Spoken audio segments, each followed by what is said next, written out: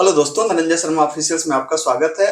आप data structure and algorithm पढ़ने की सोच रहे हैं। डीएसए तो नाम सुना ही होगा आपने। क्या आप सोच रहे हैं कि डीएसए को पढ़ा जाए? तो आइए मैं आपको अपने अनुभव के हिसाब से वो बेस्ट एडवाइस देता हूं कि किस तरीके से आप डेटा स्ट्रक्चर को पढ़ सकते हैं।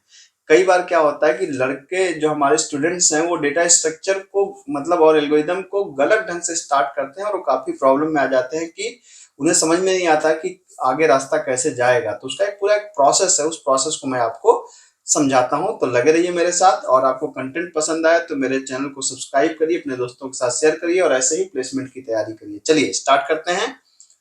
तो सबसे पहले काम कि आपको लर्न सी लैंग्वेज। याद रखिए, सबसे बेसिक बात है कि आपको सी लैंग्वेज। आप कहेंगे पाइथन शुरू कर लें, तो आप कहेंगे सी प्लस प्लस से कर लें, तो नहीं नहीं नहीं। अगर आपको एक कंसेप्ट को बेहतर करना है प्रोग्रामिंग लैंग्वेज की, तो हमेशा शुरुआत सी लैंग्वेज से होनी चाहिए। याद रखिए, अगर आप ऐसा नहीं करेंगे तो फिर आप बैक ट्रैक होंगे। याद रखिएगा, बैक ट्रैकिंग एक कंसेप्ट है डीएसए का, आप बैक ट्रैक होंगे। इसलिए अगर आप बैक ट्रैक नहीं होना चाहते तो आपको क्या करना चाहिए? आपको सबसे पहले यहां पर आकर के सी लैंग्वेज सबसे पहले शुरुआत करिए। और सी लैंग्वेज में भी आपको सबसे ज्यादा फोकस करना है लूप पे, एरे पे, स्ट्रिंग पे, फंक्शन पे, स्ट्रक्चर पे, पॉइंटर पे, जो चीजें बहुत ही जरूरी है। ठीक है, तो इस पे जम के प्रैक्टिस करनी है। पहला काम तो आपको ये करना है, ये स्टेप नंबर 1। आइए बढ़ते हैं स्टेप नंबर 2 की तरफ। स्टेप 2 कहता है कि पहले लर्न डेटा स्ट्रक्चर। ज्यादातर यूनिवर्सिटीज के या ज्यादातर जो कोर्सेज हैं, एकेडमिक कोर्सेज, उनके 3rd या 4th सेमेस्टर में डेटा स्ट्रक्चर होता है। तो सबसे पहले आप डेटा स्ट्रक्चर के बेसिक कंसेप्ट को पढ़िए। मसलन लिंक लिस्ट क्या है, स्टैक क्या है, क्यू क्या है, सर्चिंग क्या है, सॉर्टिंग क्या है, हैशिंग क्या है, ट्री क्या है, ग्राफ क्या है। और ज्यादातर स्टूडेंट्स गलती क्या करते हैं, वो इन कंसेप्ट को तो पढ़ते हैं, बिल्कुल पढ़ते हैं, लेकिन वो गलती ये करते हैं कि इन कंसेप्ट्स को इंप्लीमेंट नहीं करते, वो सिर्फ थ्योरेटिकली पढ़ के रह जाते हैं। तो याद रखिए, आपने थ्योरेटिकली पढ़ लिया, हो सकता है कि आपको एग्जाम में नंबर मिल जाए, हो सकता है कि एग्जाम आपका निकल जाए, लेकिन सही मायने में आपको ये यहाँ पे दिक्कत होने वाली है कि भाई अगर आपको डेटा स्ट्रक्चर एल्गोरिथम करना है तो आपको ये बेसिक कंसेप्ट में उसके इंप्लीमेंटेशन पे जाना ही पड़ेगा। बेसिक कंसेप्ट बिल्कुल आना चाहिए, मैं ऐसा नहीं करा कि आप बेसिक कंसेप्ट को मत पढ़िए, वो तो बेस है, लेकिन इम्प्लीमेंटेशन से ज्यादातर लोग भागते हैं। तो आपको हर चीज का प्रोग्राम भी बनाना चाहिए। अगर आपने अपने 3rd सेमेस्टर में या 4th सेमेस्टर में जब भी आपका डेटा स्ट्रक्चर है, उस समय आपने डेटा स्ट्रक्चर को कर लिया, तो याद रखिएगा मेरी बात, आपको मतलब उस समय लिख के रख लीजिए कि जब आप अपने प्लेसमेंट सीजन में जाएंगे तो आप मुझको ढेर सारी दुआएं देंगे कि सर ने क्या बेहतरीन सलाह दी थी। तो याद रखिए कि आपको अपने डेटा स्ट्रक्चर को ना सिर्फ थ्योरेटिकल पढ़ना है, बल्कि उसको प्रैक्टिकली भी उसी तरीके से पढ़ना है। तब जाकर के आपको मजा आएगा और आपको और कंसेप्ट बूस्ट होगा। ठीक है, अब हो गया। अब क्या करें? स्टेप नंबर 3, एक ऑब्जेक्ट ओरिएंटेड प्रोग्रामिंग लैंग्वेज अब पढ़िए। अब मैं आपको कह रहा हूं कि सी प्लस प्लस पढ़िए, अब मैं आपसे कह रहा हूं कि जावा पढ़िए, अब मैं आपसे कह रहा हूं पाइथन पढ़िए। मैंने पहले आपको मना किया था, क्यों? क्योंकि जब तक आप बेस बना करके नहीं आएंगे तब तक आपको दिक्कत होगी। ठीक है, और डेटा स्ट्रक्चर को भी इंप्लीमेंट सी लैंग्वेज से करिए पहली बार। बहुत से बच्चे क्या करते हैं, वो लगते हैं तुरंत पाइथन से डेटा स्ट्रक्चर करने। आप बिल्कुल पाइथन से करिए, मैंने मना नहीं किया है, लेकिन अगर आप उस लेवल पे पहुंच गए हो तब पाइथन पे करिए। शुरुआत में डेटा स्ट्रक्चर को पाइथन से या सी प्लस प्लस से आप करेंगे ऑब्जेक्ट ओरिएंटेड फॉर्म में, तो आपको ढेर सारे कंफ्यूजन होंगे, हो सकता है आपका बेसिक कंसेप्ट ही ना क्लियर हो। तो पहले आपको सी से करना है, अब आप ऑब्जेक्ट ओरिएंटेड पढ़िए। अब जब मैं कह रहा हूं सी प्लस प्लस पढ़ना है, तो सी प्लस प्लस के साथ में एसटीएल जरूर पढ़ना है, जावा के साथ में कलेक्शन फ्रेमवर्क जरूर पढ़ना है, पाइथन के साथ में भी कुछ लाइब्रेरीज हैं, वहां भी कलेक्शन नाम की तमाम लाइब्रेरीज होती हैं जिनको आपको जाकर के पढ़ना है। जब तक आप इन चीजों को नहीं पढ़ेंगे, जैसे हो सकता है कि सिर्फ आप सी प्लस प्लस पढ़ने लेकिन एसटीएल ना पढ़ें, तो अगर आप सिर्फ सी प्लस प्लस पढ़ेंगे, एसटीएल को आप नहीं पढ़ेंगे, तो आपका बेसिक कंसेप्ट में जब आप जाएंगे एल्गोरिथमिक प्रोग्रामिंग करने के लिए, तो आपको फिर से वापस जाके एसटीएल पढ़ना ही पड़ेगा, या जावा अगर आपने किया है तो जाके कलेक्शन फ्रेमवर्क पढ़ना ही पड़ेगा। तो इससे पहले कि आप मेरी बेहतर सलाह माने, पहले आप इन चीजों को तो पहले ही करके आप आए। ठीक है, तब जाके आप एल्गोरिदम की शुरुआत कर सकते हैं। अब भाई यहां तक तो हो गया, आप कब पढ़ेंगे डीएसए? तो डीएसए का एक पार्ट देखिए, डीएसए कोई एक चीज नहीं है, डेटा स्ट्रक्चर एल्गोरिदम।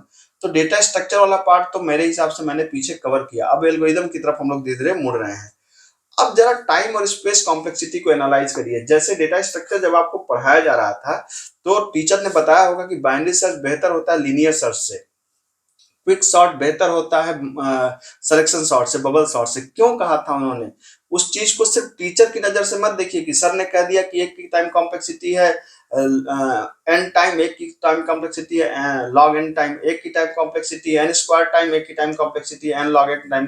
तो वो जो सिर्फ इस चीज को याद मत करिए, बल्कि उसको महसूस करने की कोशिश करिए, समझने की कोशिश करिए, प्रोग्राम से समझने की कोशिश करिए कि जो एन और एन स्क्वायर में क्या फर्क हो गया, एन और लॉग एन में क्या फर्क हो गया, n square n log n में क्या फर्क हो गया। तो उसको जब आप महसूस करेंगे, जब आप उसको समझेंगे असल में, तब आपको समझ में आएगी कि टाइम कॉम्प्लेक्सिटी किस चीज को बोल रहे हैं। जब तक टाइम और स्पेस कॉम्प्लेक्सिटी आपको नहीं समझ में आएगी, तब तक आपको डीएसए का खास तौर से एल्गोरिदम वाला कुछ बात ही नहीं समझ में आएगी कि आपको लगा रही इतनी मेहनत क्यों कर रहे हैं। सिर्फ मेहनत कर रहे हैं टाइम को रिड्यूस करने के लिए। हाँ जी, टाइम को रिड्यूस करने के लिए। तो पहले हम एनालाइज करके समझें कि टाइम को रिड्यूस करने का मतलब क्या है, क्या मतलब होता है कि टाइम को रिड्यूस कैसे कर दिया जाए। तो आप टाइम और स्पेस कॉम्प्लेक्सिटी को सिर्फ टीचर की नजर से ना पढ़ें कि एन और एन स्क्वायर, बल्कि आप फर्क भी समझें कि अगर एक एल्गोरिथम एन बार चल रही है, एक एल्गोरिथम एन स्क्वायर बार चल रही है, तो दोनों में क्या फर्क है। ठीक है, इस चीज को आप समझ गए, तब क्या, अब आप तैयार हैं डेटा स्ट्रक्चर एल्गोरिथम पढ़ने के लिए। लेकिन रुकिए, अगर आप स्टार्ट करने जा रहे हैं तो एक बहुत बड़ा प्रोग्रामिंग का जिन है जिसको बोलते हैं क्या, रिकर्जन। जी, मैं इसको हमेशा प्रोग्रामिंग का जिन बोलता हूं। जब तक आपने रिकर्जन पे मास्टरी नहीं हासिल करी, तब तक आपको थोड़ी थोड़ी दिक्कत होने लगेगी। जैसे ही थोड़ी दूर आगे बढ़ेंगे फिर गाड़ी अटक जाएगी। जैसे होता है ना कि गड्ढा हो और गड्ढे में गाड़ी थोड़ी दूर जा रही हो फिर अटक जा रही हो, गड्ढा हो गाड़ी हो फिर अटक जा रही है फिर रुक जा रही है, गाड़ी अटक जा रही है फिर रुक जा रही है। नहीं, आपको ये नहीं करना। अगर आप इस गड्ढे को पार कर ले गए, रिकर्जन नाम के गड्ढे को पार कर ले गए, तब रास्ता एकदम प्लेन मिलेगा आपको। तो सबसे पहले रिकर्जन को अच्छे से समझना है, कम से कम जितनी भी इसकी बेसिक प्रॉब्लम है, फैक्टोरियल, फिबोनाची, पावर, लूप की प्रॉब्लम को रिकर्जन से सॉल्व करिए, या जितने भी रिकर्जन पे आप काम कर सकते हैं पहले रिकर्जन पे खूब अच्छे से काम करिए। तब जाकर इस चीज का कंसेप्ट आपको समझ में आना चालू होगा कि किस तरीके से हम इस चीज को आगे परसू कर सकते हैं। यहां तक तो बात हो गई। अब आपके पास प्रॉब्लम्स आ सके। अब आप आए हैं एल्गोरिदम पार्ट में। आप सोच रहे होंगे कि सर ने स्टैक तो डेटा स्ट्रक्चर में भी लिखा था, बाइनरी सर्च तो वहां पर डेटा स्ट्रक्चर में आप पढ़ के आ रहे हैं। नहीं नहीं नहीं नहीं, ऐसा नहीं भाई साहब। स्टैक ओरिएंटेड प्रॉब्लम, मतलब ये प्रॉब्लम वो है जो स्टैक एप्लीकेशन जिसमें होंगे। मतलब मैंने कहा कि चेक करो पैरेंथेसिस बैलेंस है कि नहीं। हमने एक बैलेंस पैरेंथेसिस दे दिया, आप चेक किया कि ये बैलेंस है कि नहीं, आपको ये बताना, तो वहां स्टैक इस्तेमाल होगा। मतलब ऐसी प्रॉब्लम्स जो कहेगा तो नहीं कि स्टैक यूज करो, लेकिन इनडायरेक्टली उन प्रॉब्लम्स में क्या स्टैक यूज होने वाला है, स्टैक यूज होने वाला है। ठीक है, उसी तरीके से वो आपसे कहेगा नहीं बाइनरी सर्च यूज करो। बाइनरी सर्च का बेसिक कोड तो आप पढ़ ही चुके हैं, वो आपसे कहेगा नहीं, लेकिन उन प्रॉब्लम में बाइनरी सर्च इस्तेमाल होगा। जी, उन प्रॉब्लम में बाइनरी सर्च इस्तेमाल होगा। उसी तरीके से स्लाइडिंग विंडो एक कंसेप्ट है रिकर्जन में, और प्रॉब्लम रिकर्जन की थोड़ी और डेप्थ प्रॉब्लम हम लोग पढ़ेंगे। रिकर्जन बैक ट्रैकिंग में कैसे कन्वर्ट होगा ये आप पढ़ सकते हैं। ट्री की प्रॉब्लम, अच्छा नॉर्मल ट्री और ग्राफ तो आपने बना ही लिया था, अब ये एप्लीकेशन बेस्ड प्रॉब्लम होती है। जैसे हो सकता है ट्री के साथ में डीपी लग जाए, हो सकता है ट्री के साथ में कोई और कंसेप्ट लग जाए। ठीक है, जब आप ग्राफ पढ़ते हैं तो ग्राफ में हो सकता है कि एक प्रॉब्लम हो जिसमें डीएफएस लग रही हो, आपको पता नहीं, वो कह नहीं रहा है कि डीएफएस लगाना है, लेकिन उस प्रॉब्लम को सॉल्व करते समय डीएफएस लग रही है। ठीक है, तो इस तरीके से उसके एप्लीकेशन ओरिएंटेड प्रॉब्लम पढ़ते हैं। और अंतिम में जो एक तगड़ा टॉपिक है डायनामिक प्रोग्रामिंग, इस पे हमको मास्टरी करनी होती है। और उसके बाद अंतिम में सिर्फ एक ही सलाह है। क्या सलाह है? अंतिम में सिर्फ एक सलाह है, और उस सलाह को आप मान लेंगे तो सुखी रहेंगे। क्या? सिर्फ पढ़ना नहीं है, बल्कि practice, practice and more practice. आपको डीएसए में सिर्फ एक तरीके से कॉन्फिडेंस आ सकता है। कैसे? जब आप प्रैक्टिस और प्रैक्टिस और प्रैक्टिस, खूब प्रैक्टिस करें। जब 250, 500, 300, 400 क्वेश्चन सॉल्व हो जाएं, कम से कम एक टॉपिक पे 20-20, 25-25, 30-30, 50-50 प्रॉब्लम सॉल्व हो जाएं, तब जाकर के डीएसए में थोड़ा सा कंसेप्ट आपको बनना चालू होगा और कॉन्फिडेंस आपको आएगा। भाई हायर पैकेज अगर लेना है तो थोड़ा सा पेन तो लेना पड़ेगा ना। आप सोचिए, कंपनी सिर्फ 3 क्वेश्चन करा के आपको 5 से 10 लाख का पैकेज देती है, तो इसका मतलब है कि उन 3 क्वेश्चन में कुछ तो बात होगी, तभी तो उसको कर रही है वो।